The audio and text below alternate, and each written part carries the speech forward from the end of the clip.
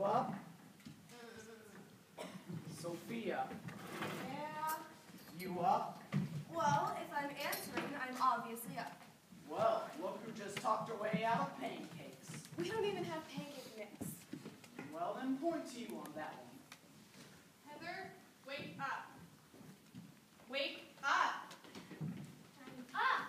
Good. Mom's made breakfast. We're leaving in 20 minutes. Well, What is this, Good Morning America?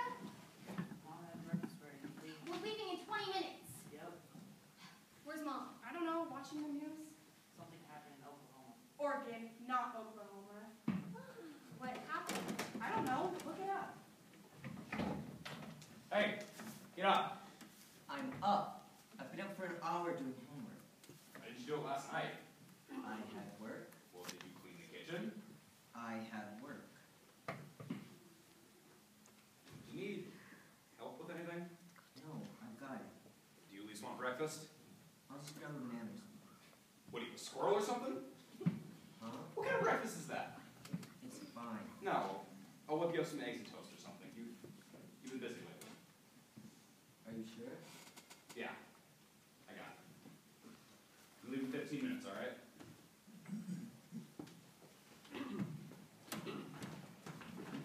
Did you hear what happened? Not really. I just heard snippets of the news in the car. Can you believe it? Yeah, it's terrible. My cousin goes to school in Oregon. Was he at that school? She, and I don't think she does. Oh my gosh, look at this. No way, she looks so good in that photo. She's like our age. She's a little bit older, but still, she looks amazing. Of course she does. She's a Kardashian.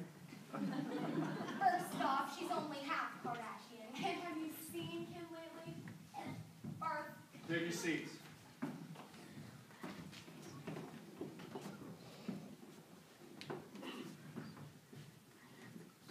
We start off class today with an all too familiar weight on our hearts. I assume you all heard what happened in Oregon, but I want you all for a moment to close your eyes and picture a scenario. Imagine your room exactly how it is. Imagine it the way you left it this morning. Imagine your beds, your clothes, your family, all there waiting for you. And then, for a moment, imagine that you were never there and that you would not be going back. Do you feel that? That connection to a feeling of complete and utter loss. This is how the entire town of Roseburg felt this morning. And this is how every single one of the families, the 9 people lost, will feel possibly forever.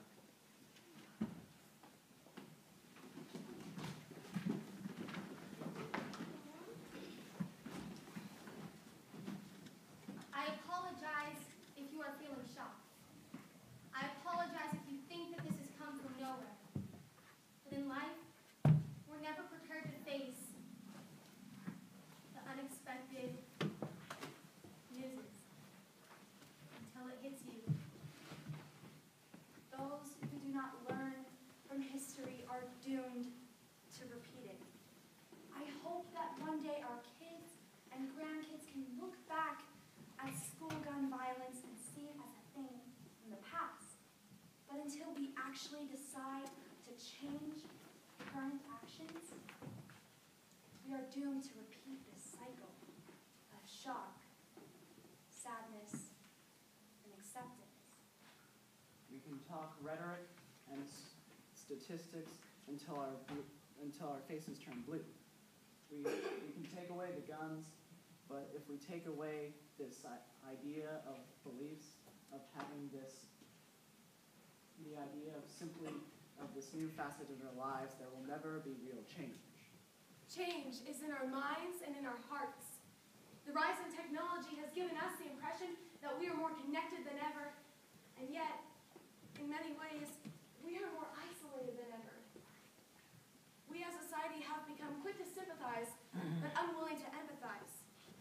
Because of this, my heart breaks when I see a news headline proclaiming how however many innocents lost in the latest national tragedy. But in 5 minutes, I've moved on to other news, and I would prefer to hear what my favorite celebrity has been up to. An 18-year-old girl in Pakistan just built a school for girls in Syria. One of its only kind. And yet, I don't see this 18-year-old in the news or on the cover of magazines. And of course, we stack one above the other. One being our egos and our insecurities, and the other our brains and hearts. And the former certainly sells easier than the latter. It's time for us to stop placing blame on mainstream media. They supply what we demand. None of this is news. We've known this from the very beginning. This is the course we chose.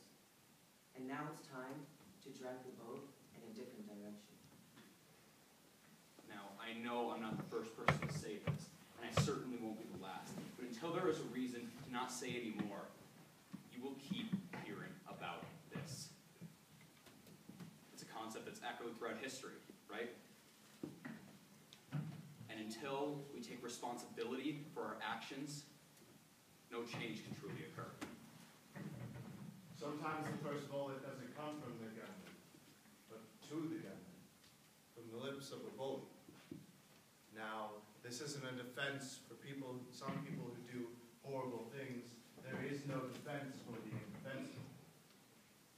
This does not mean that we should not try to understand how awful things come about. It stems from this, doesn't it? All of it. It does. But we need to be just a little bit nicer, a little bit better. There comes a time when we heed a certain call, when the world must come together as one. There are people dying, and it's time to lend a hand to life, the greatest gift of all.